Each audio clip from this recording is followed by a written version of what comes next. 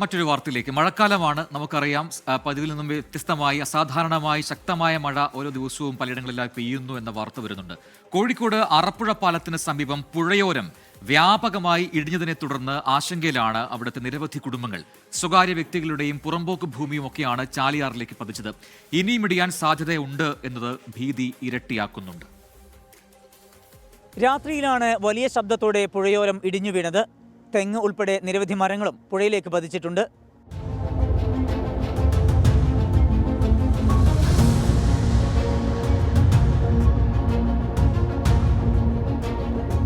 പുഴയോരം ഇടിഞ്ഞത് തൊട്ടടുത്ത വീടുകൾക്ക് വലിയ ഭീഷണിയാണ്. കൂടാതെ പുഴയോരത്തെ മറ്റു ഭാഗങ്ങളിലും വ്യാപകമായി വിള്ളൽ വീണിട്ടുണ്ട്.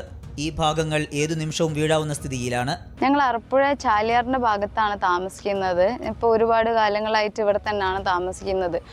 നമുക്ക് വെള്ളപ്പൊക്കം വന്ന സമയത്താണെങ്കിലും ഒന്നും ഈ മണ്ണിടിച്ചിലും ഈ വെള്ളം നമ്മളുടെ ഭൂമിയൊന്നും പോയിട്ടുണ്ടായിരുന്നില്ല.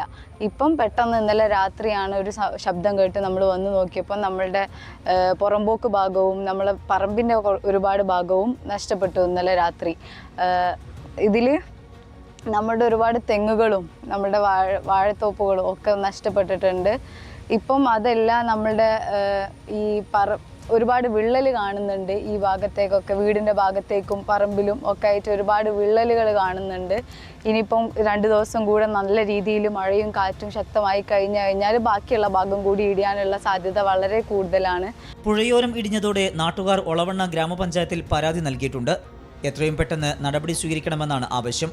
മഴ കനത്താൽ ഇനിയും ഇടിയാനുള്ള സാധ്യത ഏറെയാണ്. വലിയ അപകടമുണ്ടാകും മുമ്പ് പുഴയോരത്ത് സംരക്ഷണ ഭിത്തി കെട്ടണം എന്ന ആവശ്യമാണ് പ്രദേശവാസികൾ ഉന്നയിക്കുന്നത്. കോഴിക്കോട് നിന്ന് സമീർ സി മുഹമ്മദ്, 24. പൊതുജനം കഴുതയല്ല സാർ. സമീർ, ഏറ്റവും ഒടുവിൽ പറഞ്ഞതുപോലെ ഈ മഴ കനക്കുമ്പോഴാണ് ഈ ആധി കൂടുന്നത്.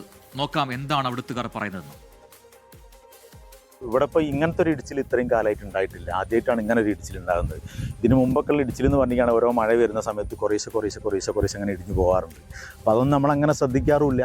അപ്പോൾ ഇതിപ്പോൾ വല്ലാത്തൊരു ഭീഷണിയായിട്ടാണ് ഇപ്പോൾ നമ്മൾ ഇതിനെ കാണുന്നത്. ഏത് നിമിഷം ഇനി മഴ പെയ്ത് കഴിഞ്ഞാൽ ഇത് ഇനിയും ഇങ്ങനെ ഇടിഞ്ഞ് തീരുന്നൊരവസ്ഥയാണ് ഇപ്പോൾ ഉള്ളത്. പിന്നെ ഞങ്ങളൊക്കെ ചെറുതാകുന്ന സമയത്ത് ഒരു 20 മീറ്ററോളം പുറത്തേക്കായിട്ടായിരുന്നു മണലൊക്കെ ഉണ്ടായിരുന്നത്. അതിങ്ങനെ ഇടിഞ്ഞിപ്പോൾ തീർന്ന് ഭൂമിയുടെ അപ്പം നമ്മളൊക്കെ ആധാരത്തിലുള്ള ഭൂമിയാണ് ഇപ്പോൾ ഇടിഞ്ഞുകൊണ്ടിരിക്കുന്നത്.